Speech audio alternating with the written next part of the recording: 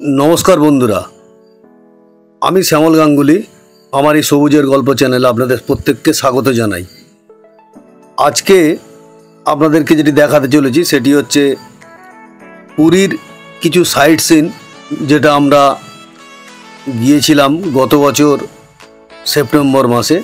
आपनारा प्रथम पार्टटी देखेছেন जेखाने आमरा कोणार्केर जे सूर्य मंदिर कोणार्क सूर्य मंदिर घुरेছিলাম এবং সেইটি খুব বিশদভাবে আপনাদের কাছে তুলে ধরেছিলাম।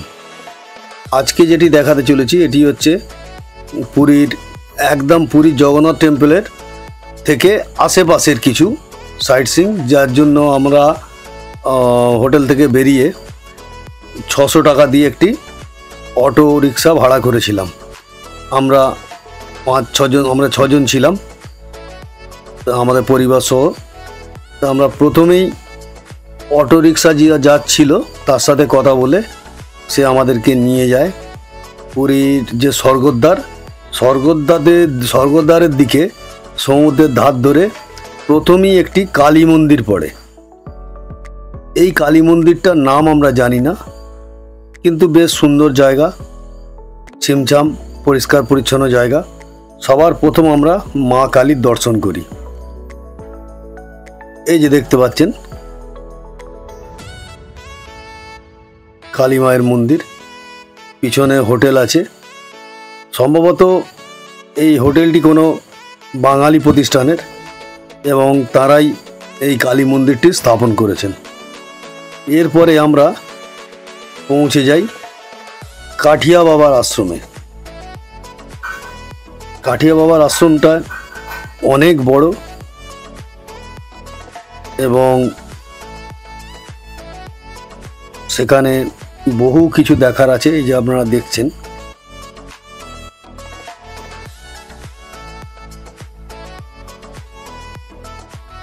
এখানেও কিছু এরোটিক ফিগার আছে যেগুলি কোণার্ক যে মন্দির আছে কোণার্ক সূর্য মন্দিরের দেওয়ালে যেরকম আছে স্কাল্পচার তারই কপি কিছু কিছু করা আছে। তবে মন্দিরটি অনেক বড়, এখানে অনেকগুলি ছোট ছোট মন্দির আছে। ওই মন্দির একটা কমপ্লেক্স, সেখানে বেশ ভালো লাগবে।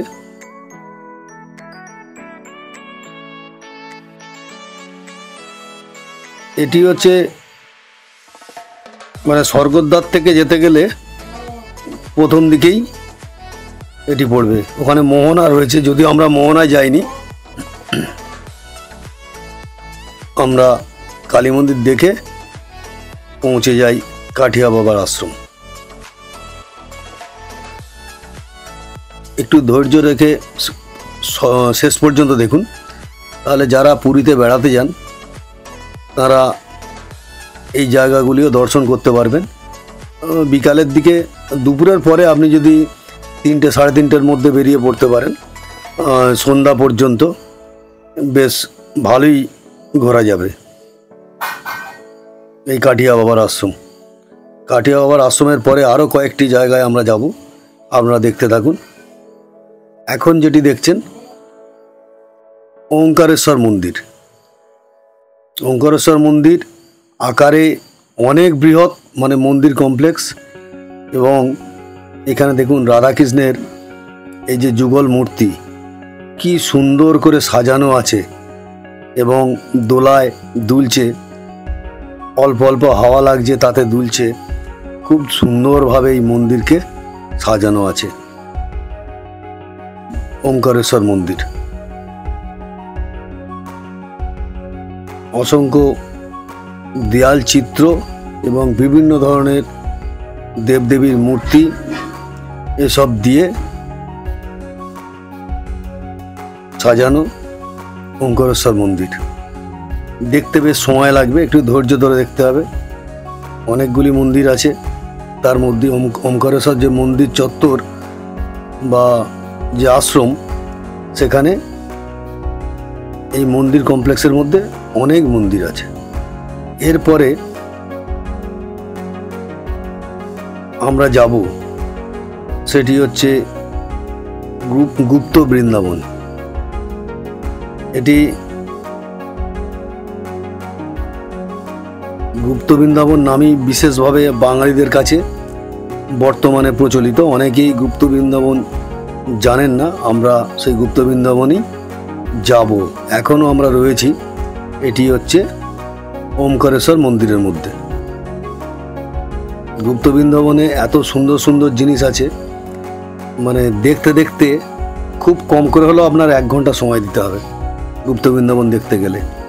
আর এই ওমকারেশ্বর মন্দিরের মধ্যে দেখুন 108 শিবলিঙ্গ। এই যে একটা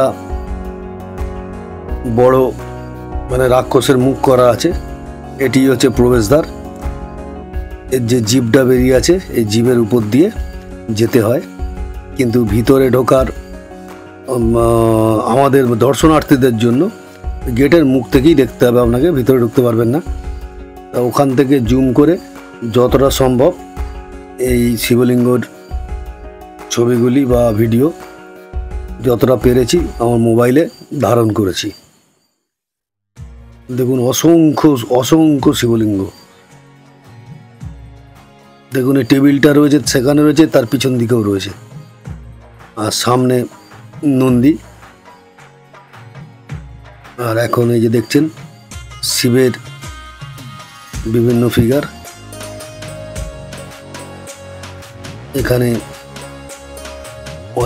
অনেকগুলি মন্দির আছে। এখানেও একটি জগন্নাথ দেবের, বলভদ্র, জগন্নাথ এবং তাদের বোন সুভদ্রার মূর্তি দেখলেন।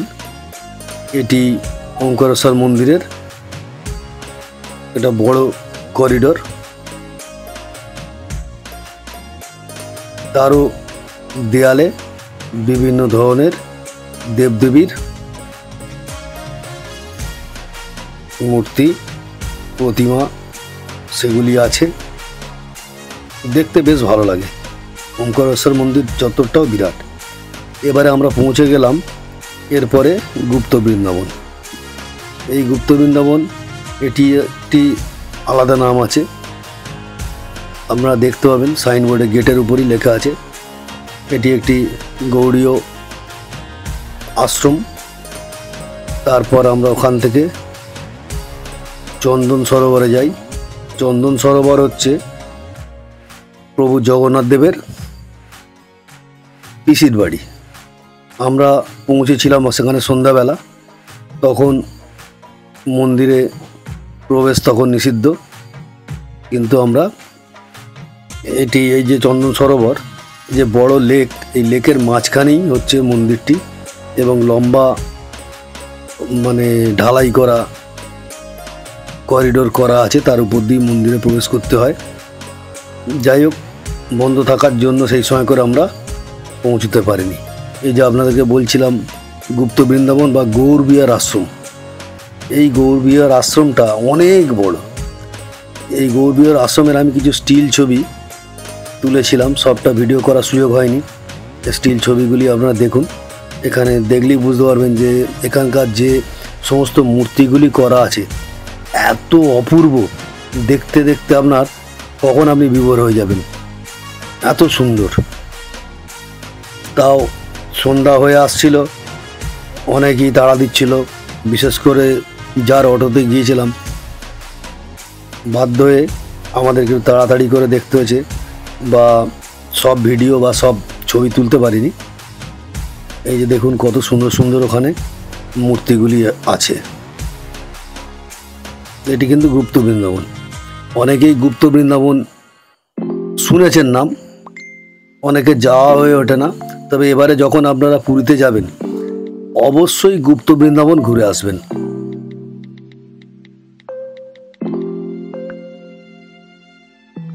খুব সুন্দর জায়গা, বেশ সময় দিয়ে দেখতে পারবেন এবং মন ভরে যাবে গুপ্ত বৃন্দাবনে গেলে।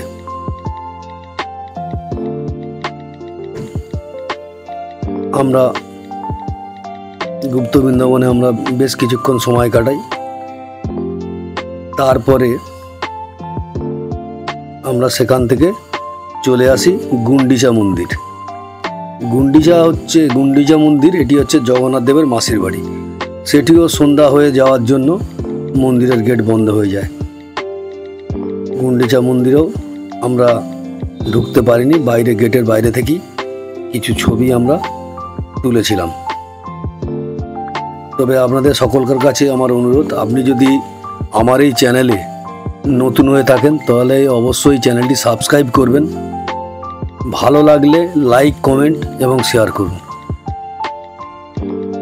আপনারা কেমন ধরনের ভিডিও চাইছেন কমেন্টে, সেটাও আমার এই ভিডিওর মধ্যে নিশ্চয়ই অনেক ভুল আছে, কারণ আমি একদম নতুন শিক্ষানবিশ, আপনাদের কাছ থেকেই শিখতে চাই। আপনাদের মন্তব্য যদি আপনারা করেন তাহলে আমি বুঝতে পারবো যে কোন জায়গায় ঘাটতি আছে, সেটি আগামী দিনে শুধরে নেওয়ার চেষ্টা করব। আমরা পুরীতে গিয়ে উঠেছিলাম একদম সি ফেসিং হোটেলে। এই হচ্ছে আমার দুই নাতি। যাই হোক, সকলেই ভালো থাকবেন। আগামী দিনে আরেকটি নতুন ভিডিও নিয়ে দেখা হবে।